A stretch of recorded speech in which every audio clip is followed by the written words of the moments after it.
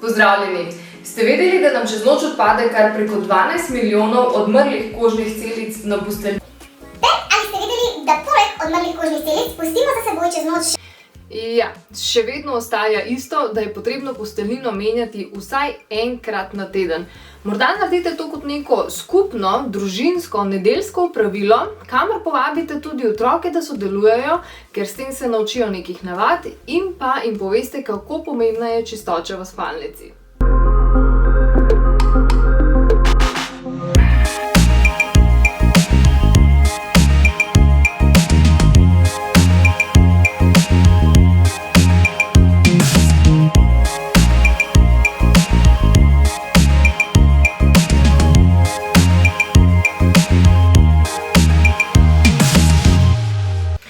Tako, kar se tiče pranja, se ni dosti spremenilo. Še vedno upoštevajte določene standarde in ločujte barve med seboj.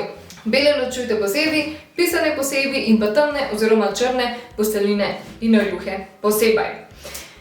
En tip vam dam, ki meni zelo prav pride, sploh pri belih posteljinah, ko želim dodatno mehkobo in ko želim tisti svež vonj, kaj da dam notri? Tadam! Lahko dodate 2 jedilni žlici kisa in 2 jedilni žlici sode bikarbone. Veste, da se ustvari krasna pena in to še dodatno prepere.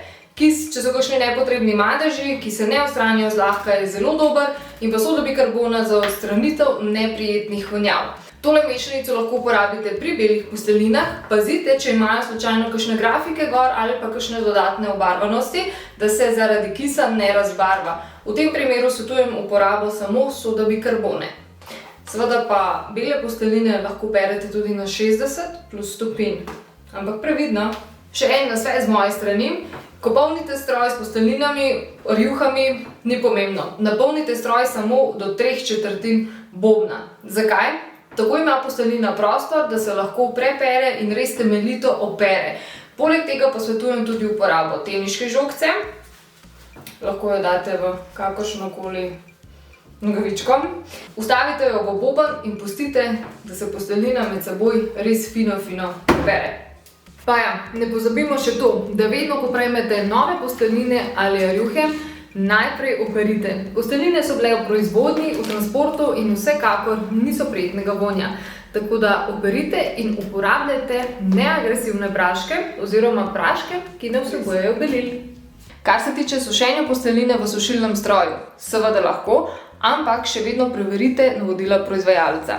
Nekatere ja, nekatere ne, sploh če so kakšne mešanice materialov in pa prave svile vsekakor ne. Ampak še vedno je mogoče tisti staromodni način sušenja na zraku nekako klasika in zelo tak zaželen. Ja, počakajte, da bo malo topleje. Še en mini nasvet. Ko sušite posteljnino ali rjuhe zunaj oziroma nekje v prostoru, posušite do nekje 95.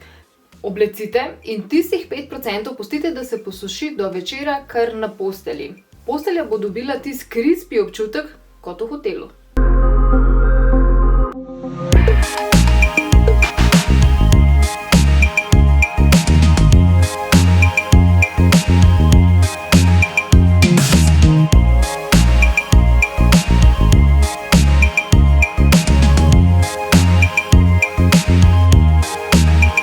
Spomnite me, da vam pokažem, kako se da to bolj enostavno obleči.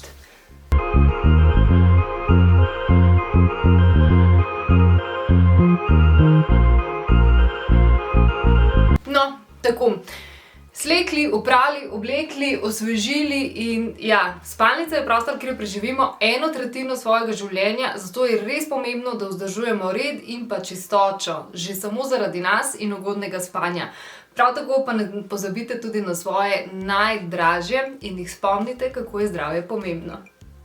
Ne pozabi spremljati kanala, ker kmalu s tabo delim, kako pravilno oprati in negovati svilo. Adijo!